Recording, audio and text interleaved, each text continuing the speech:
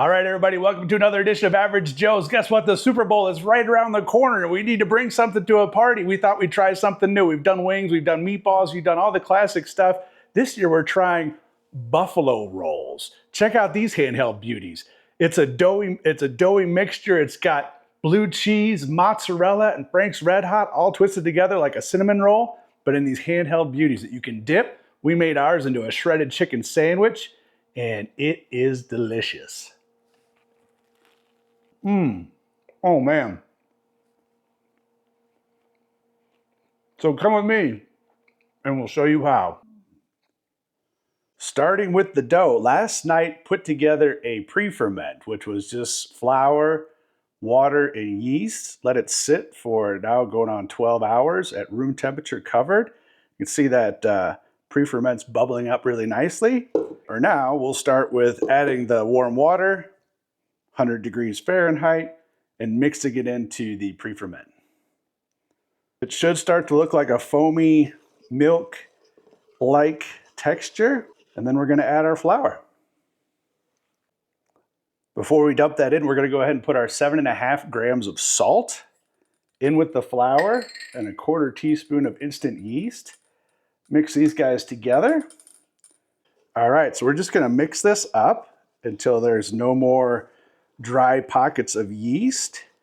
You can do this by hand if you want to. It's really good.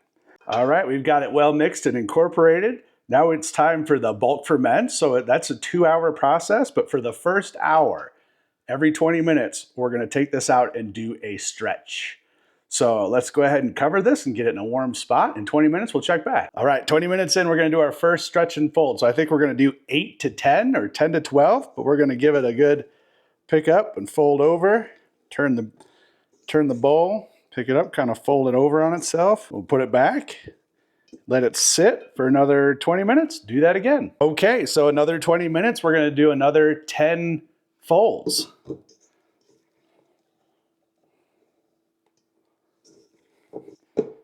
And then we'll let it sit another 20 minutes, do a few more folds, and it's gonna be all right. All right, another 20 minutes are up. We're gonna do 3 to 5 folds, whatever we can get. Good stretch. Rest for another hour covered, and we'll go from there.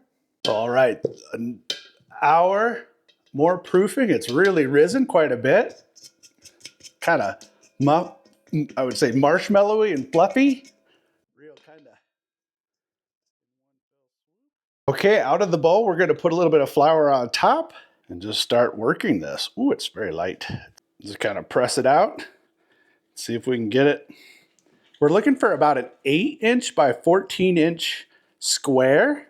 All right, so we've got it rolled out to about 8 by 14. It's pretty square. Now we're going to go ahead and put our cheese on there. We've got 100 grams, about 3/4 cup of mozzarella, freshly grated whole milk mozz, and about 100 grams of blue cheese. So we're going to go ahead and try to sprinkle that on there pretty liberally, leave ourselves a little bit of a gap so we can close it up. And then we're going to drizzle our hot sauce on there, Frank's Red Hot, and just kind of give it that flavor. So here we go.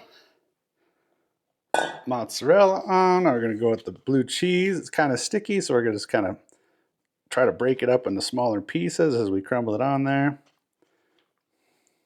Blue cheese is going to give it a lot of flavor. Oh boy. Okay, and then last but not least, we're going to go with the Frank's Red Hot. And we're just going to do about 2 tablespoons or give it a shot. Just kind of drizzle it on there. That'll about do it right there. All right, we've got her good and coated. Let's go ahead and try to roll it up. Not too tight, but you know, evenly across the way. Use the bench scraper if you get into a little bit of trouble.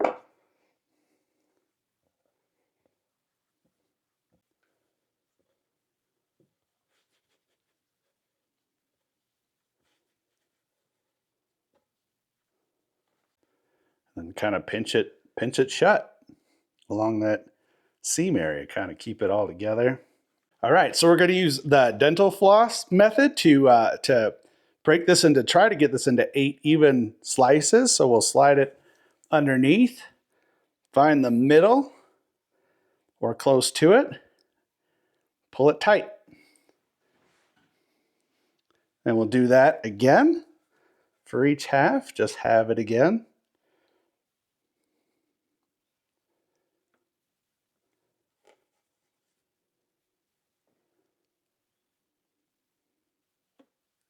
Then we're just going to transfer them to our baking sheet with the parchment paper. There you have it. We're just going to let these rise for another 60 to 90 minutes, and then they'll be ready to start baking.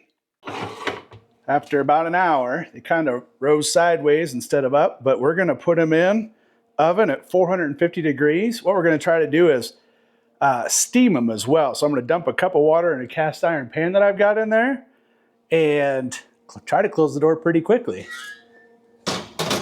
Wish me luck.